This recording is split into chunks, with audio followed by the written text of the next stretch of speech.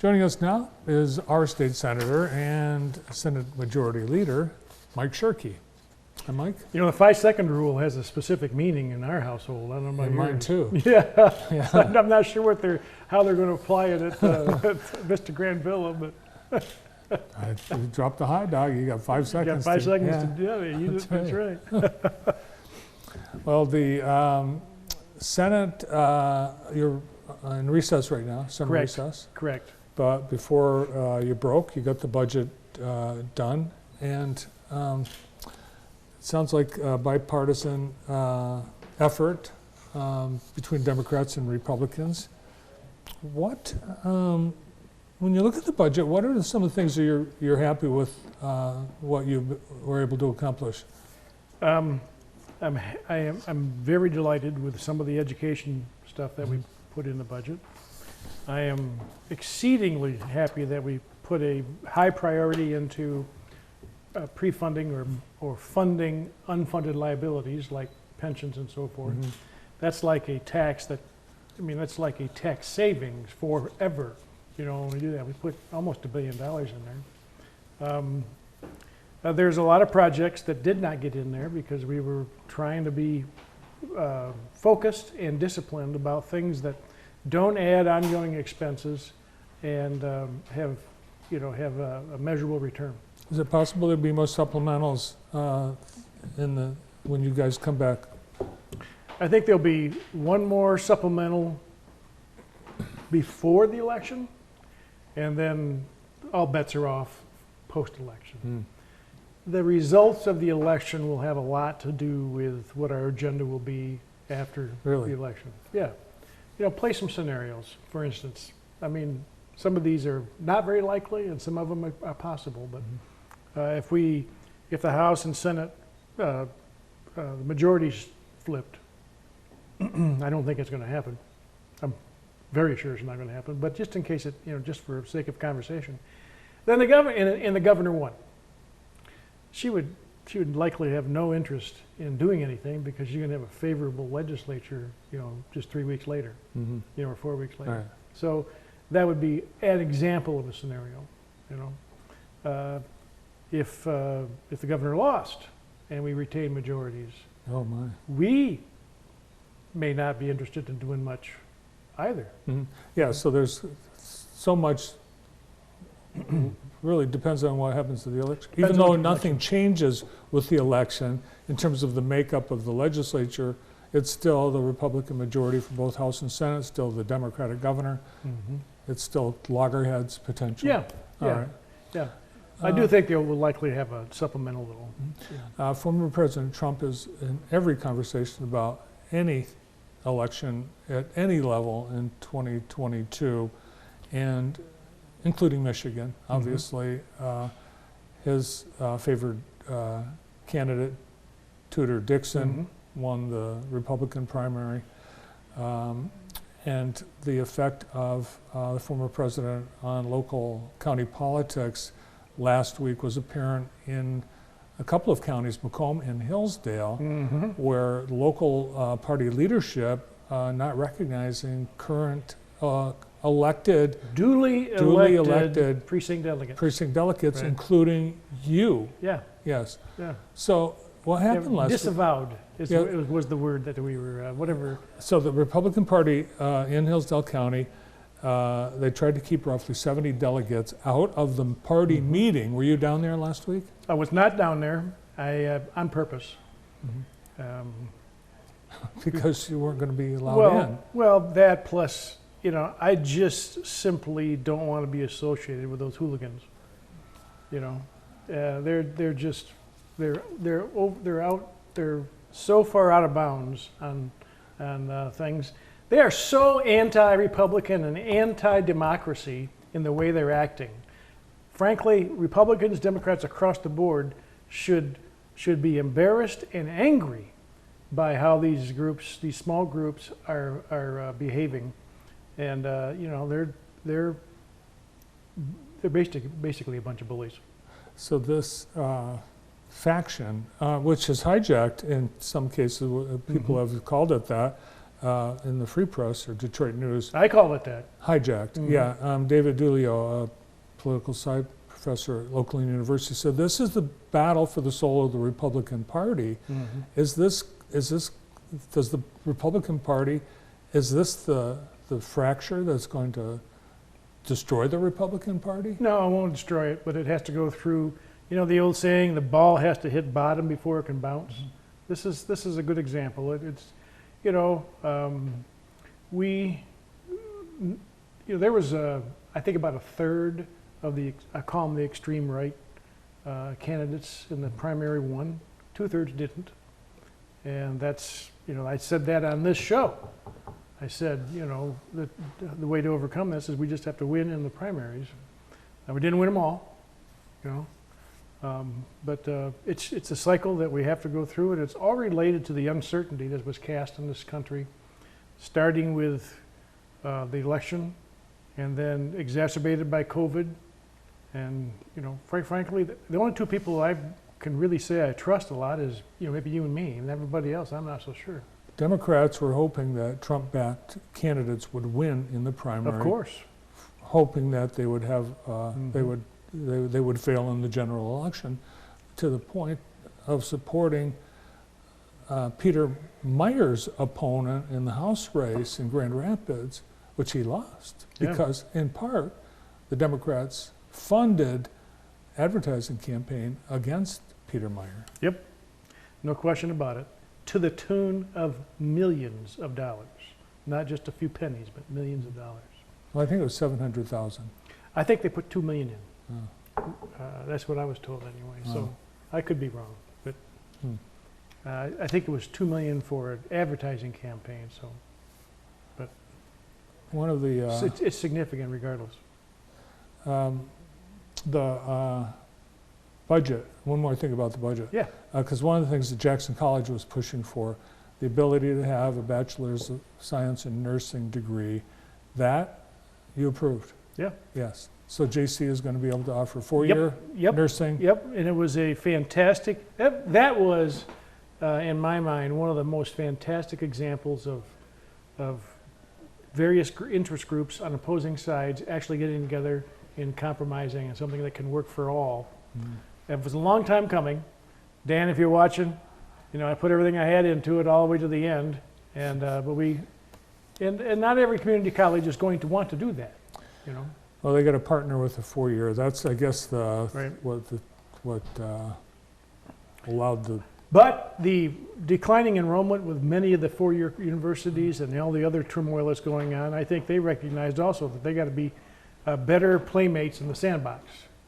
And that's why I think they came to the table. So, How about, what else for Jackson County is in the budget? Are there earmarks for anything in Jackson well, County? I think you probably know about one of them.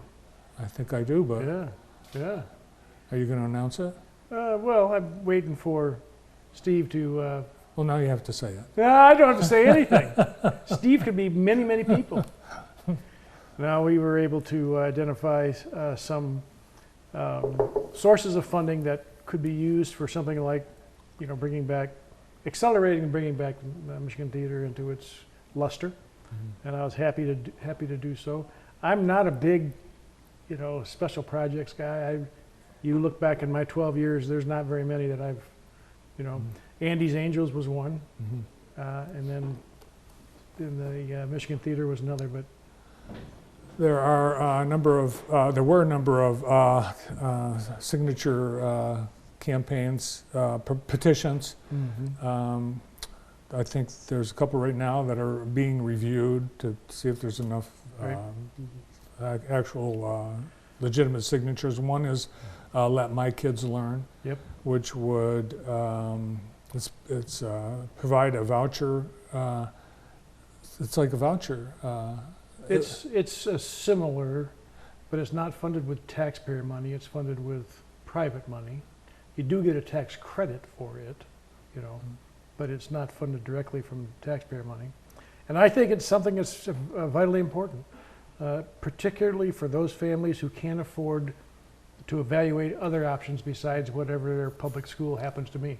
It doesn't mean that it's an anti-public school. It just means that Well, I'm a big competition guy anyway, so I think it's good for everybody. A donor would provide money, donate money to the fund, which would then be awarded as scholarships to parents of schools like Jackson Christian or Lemon Christi.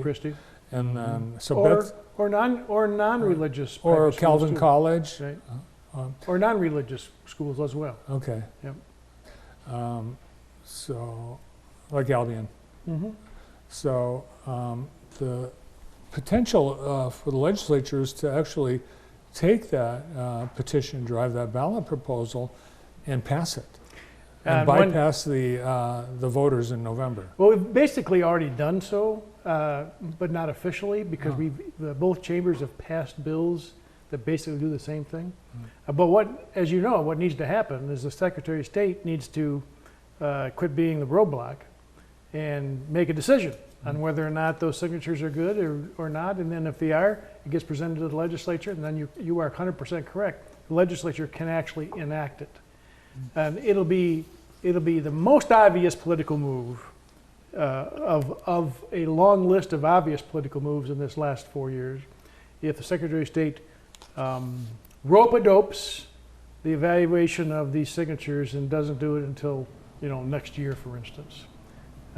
There is nothing in law saying that it has to be done by a certain time, but the standard practice from a historical perspective is you do it as soon as you can, and to me it's an affront to citizens who signed the petition, feeling passionate about it, and for somebody to put it off like that. If it doesn't get done in this legislative cycle, then it'll probably go on the ballot the next time. Well, isn't there a process, like the signatures have to be validated Sure. Within a certain period of time? Sure. So it's going to happen.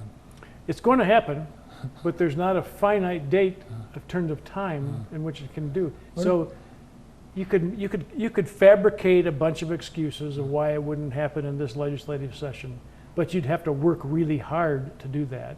And that's why I'm challenging Secretary of State, do your due diligence, let the Bureau of Elections do their analysis.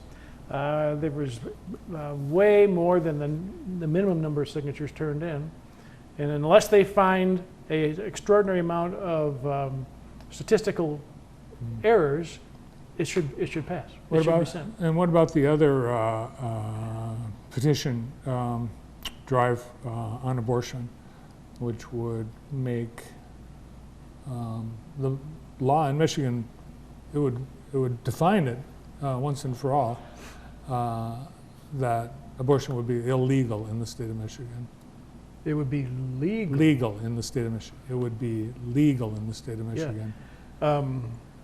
That is the most dangerous, the most troubling ballot proposal of all of them, because it would basically. But first of all, it doesn't create a law. Those 400 words go into the Constitution. It's a constitutional amendment, which means that it, for all intents and purposes, takes it out of the legislature's purview to be able to affect it, amend it, etc. Not saying that's impossible, but the hurdle is like 75% vote in both chambers. That's number one. Number two, and I know this bothers you as much as it bothers me, but if enacted and put into our Constitution as it's written, you can essentially do an abortion up until the day of delivery. Up until the day of delivery.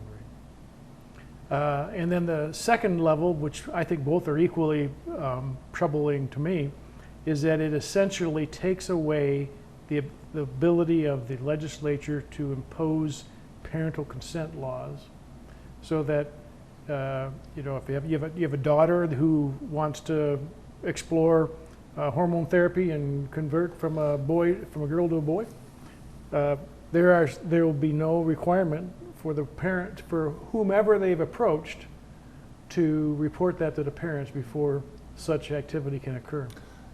The third thing, I know you got some questions coming in mind. The third thing that is also troubling to me is the list of medical providers that could actually do abortions is enormous. If I'm not mistaken, I think it lists a massage therapist. It's nothing against massage therapists, but I'm not sure they're trained to be able to do abortions. So those are just three of many things in that ballot proposal that people need to educate themselves about and understand that it will make Michigan the Mecca for abortions. And I believe what we have before us is whether we want a culture of life or death. And you know where I come down on that. Well, they're short of putting something into the Constitution between now and Election Day. Is there anything between the legislature and the governor that is addressing abortion, contraception, any thing about any reproductive concerns about well, things like in case of rape and incest? I mean, there's so many different pieces of this that would, a constitutional amendment would bypass all of that. Exactly. You know, anything that you and I might conclude would be reasonable regulation, if this passes, they would be all eliminated. All eliminated, for the most part. All right. No, it is, I just hope your listeners are paying close attention. This is something that every church should be preaching every Sunday because it is that kind of cultural assault on our state, how broad-based this is and how dangerous it is to our culture. All right, one other or two other topics if we have time. The group No Guns at Recess marched on the Capitol last week. They came up with another creative title. No Guns at Recess. No Guns at Recess. Including some Oxford survivors. Sure. Yep. And